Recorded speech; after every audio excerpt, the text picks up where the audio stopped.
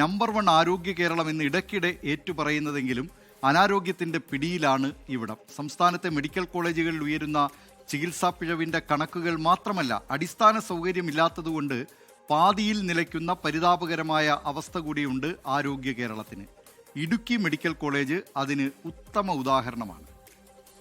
ഇപ്പോൾ ഹോസ്പിറ്റലിൽ ചെന്ന് കഴിഞ്ഞപ്പോൾ ഡോക്ടർ ഡെങ്കുവിന്റെ ടെസ്റ്റ് ചെയ്യാൻ വേണ്ടി എഴുതി തന്നു. ആ ടെസ്റ്റ് ചെയ്തപ്പോൾ കൊച്ചിന് പോസിറ്റീവാ, ഫസ്റ്റ് ടെസ്റ്റ് ചെയ്തപ്പോൾ പോസിറ്റീവാന്ന് പറഞ്ഞു. അത് കഴിഞ്ഞിട്ട് അവർ അതിന്റെ തുടർക്രമം എന്ന് പറഞ്ഞ കണക്ക് അവർ ഒരു വേറൊരു എലൈസ എന്ന് പറഞ്ഞൊരു ടെസ്റ്റ് ഉണ്ട്, അതിന് അയച്ചു. അപ്പം നമ്മളോട് അന്ന് പറഞ്ഞിരുന്നത് 7 ദിവസം താമസമാണ് പറഞ്ഞിരുന്നത്. ഇന്നലെ 7 ദിവസമായി. അപ്പം നമ്മൾ ഇന്നലെ വൈകിട്ട് ചെന്ന് ചോദിച്ചു, അവരോട് റിസൾട്ട് ആയോ എന്ന് ചോദിച്ചു. അപ്പോൾ റിസൾട്ട് ആയിട്ടില്ല, നാളെ രാവിലെ വരാൻ പറഞ്ഞു. അപ്പം ഇന്ന് രാവിലെ ചെന്ന് ചോദിച്ചപ്പം അവർ പറഞ്ഞു അവിടുത്തെ കിറ്റ് തീർന്നു പോയി, ടെസ്റ്റ് ചെയ്യുന്ന കിറ്റ് തീർന്നു പോയതുകൊണ്ട് അവർ ആ ടെസ്റ്റിന് അയച്ചിട്ടില്ല എന്ന് പറഞ്ഞു. പ്രവർത്തനം തുടങ്ങി കാലം കുറെ കഴിഞ്ഞെങ്കിലും പരിമിതികളും പരാതികളും പരിഭവങ്ങളും ഇല്ലാത്തൊരു ദിവസം ഇടുക്കി മെഡിക്കൽ കോളേജിനെ സംബന്ധിച്ച് ഉണ്ടാകുന്നേയില്ല. ഇത്തരത്തിൽ പരാതി വരുമ്പോഴാണ് അങ്ങനൊരു സംഭവം ഉണ്ടായി എന്ന കാര്യം തന്നെ അധികൃതർ അറിയുന്നത്. ഇടുക്കി മെഡിക്കൽ കോളേജിനെ കുറിച്ച് ഇത്തരത്തിൽ ഒരഭിപ്രായം ഉയരുന്നത് ഇതാദ്യമല്ല. ജില്ലാ ആശുപത്രിയെ മെഡിക്കൽ കോളേജായി ഉയർത്തിയതു മുതൽ പല ഘട്ടങ്ങളിലായി ഇത് കേട്ടതുമാണ്. അന്നും ഇന്നും ആ മണ്ഡലത്തിലെ MLA ബഹുമാനപ്പെട്ട മന്ത്രിയാണ്. വിദ്യാർത്ഥികൾക്ക് പഠിക്കാനുള്ള സൗകര്യമില്ലാത്തതും നഴ്സിംഗ് വിദ്യാർത്ഥികൾ താമസിക്കാനും ഭക്ഷണത്തിനുമായുള്ള ഇടത്തിനു വേണ്ടി സമരം ചെയ്തതും കാത്ത് ലാബിനു വേണ്ടി പണം അനുവദിച്ചിട്ട് ഇടം കിട്ടാതെ പോയതും ഓപ്പറേഷൻ തിയേറ്റർ ഇല്ലാതെ പ്രവർത്തിക്കുന്ന മെഡിക്കൽ കോളേജായതും ഈ മലയോരത്തു തന്നെയാണ്. സാമ്പത്തികമായി പിന്നോക്കം നിൽക്കുന്ന ജനവിഭാഗം ഏറെയുള്ള ഈ നാട്ടിൽ അടിസ്ഥാന ആവശ്യങ്ങളിൽ ഒന്നായിരുന്നു ഒരു ആതുരാലയം. മാറി മാറി വന്ന സർക്കാർ മാത്രമല്ല, ആരോഗ്യ വിദഗ്ധരും അവഗണന കാണിച്ചു എന്നാണ് ജനങ്ങളുടെ ആക്ഷേപം. കാത്ത് ലാബ് ഇവിടെ വേണം എന്ന് പറഞ്ഞുകൊണ്ട് ഇപ്പം 7 ഉദ്ഘാടനം കഴിഞ്ഞാൽ ഇപ്പോൾ വീണ്ടും ഉദ്ഘാടനമാണ്.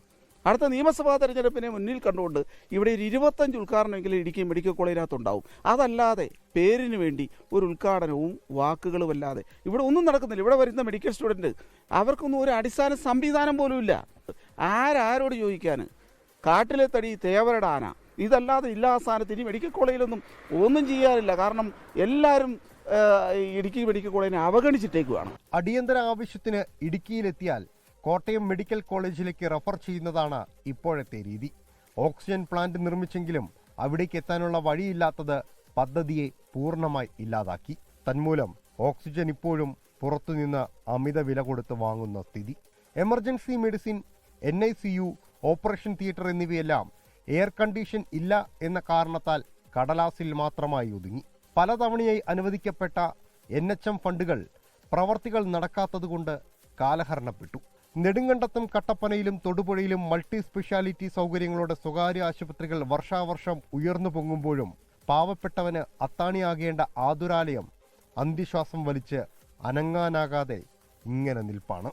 അമേരിക്കയെ വെല്ലുന്ന ആരോഗ്യ കേരളം എന്ന് ഊറ്റം കൊള്ളുമ്പോഴും ആരോഗ്യം നഷ്ടപ്പെട്ട് അവശ നിലയിലാണ് ആരോഗ്യ വകുപ്പ് എന്ന് തെളിയിക്കുന്നതാണ് സമീപകാലത്തെ സംഭവ വികാസങ്ങൾ.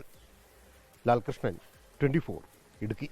ലോകത്തെവിടെയായാലും ഏത് സമയത്തും 24 വാർത്തകളും ഓഗ്മെന്റഡ് റിയാലിറ്റി പാക്കേജുകളും എക്സ്പ്ലെയിനറുകളും വിശദമായി കാണാൻ ഞങ്ങളുടെ YouTube ചാനൽ നിങ്ങൾക്ക് സബ്സ്ക്രൈബ് ചെയ്യാം.